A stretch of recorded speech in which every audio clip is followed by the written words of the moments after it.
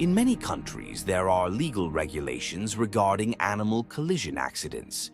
For example, in countries like Germany and Austria, causing harm to wildlife is something that must be reported to the police, and drivers have responsibilities in this regard. In Turkey, according to the highway traffic law, it is a legal obligation to stop after an accident and report it to the relevant authorities. In this footage, the poor little bear seems confused, but luckily it gets up and continues on its way as if nothing happened. However, the next clip truly illustrates the pain the deer is going through. The suffering animal is thrashing around, and the motorcyclist might have been able to prevent the accident, but it seems like he deliberately drives over it. This could, however, be a slow-motion version of the footage. In the United States, approximately 1.5 million animal collisions are recorded each year. As a result of these accidents, over 200 people lose their lives annually, and thousands of others are injured. The animals most commonly involved in these collisions include deer, raccoons, and opossums.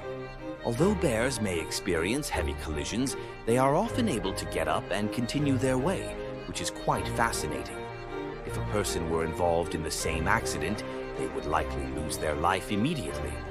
Deer, on the other hand, are not as resilient as bears. They tend to suffer more and die more quickly. In Canada, collisions with deer and bears are particularly common. It is estimated that around 50,000 wildlife accidents occur each year. These accidents are typically concentrated in areas where national parks and forests are close to highways. In Scandinavian countries like Sweden and Norway, elk and deer collisions are common. In Sweden alone, approximately 65,000 animal accidents happen every year, most of which involve large mammals. Sometimes, instead of hitting an animal directly, you might encounter one flying toward you after being struck by another vehicle. In this incident, only material damage occurred.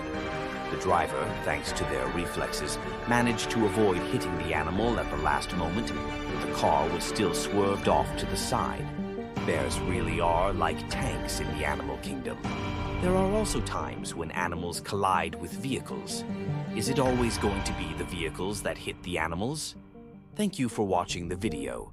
If you enjoyed it, please like and subscribe. If you have any thoughts, feel free to share them in the comments. I hope this translation works well for you. Let me know if you need any adjustments or have other requests.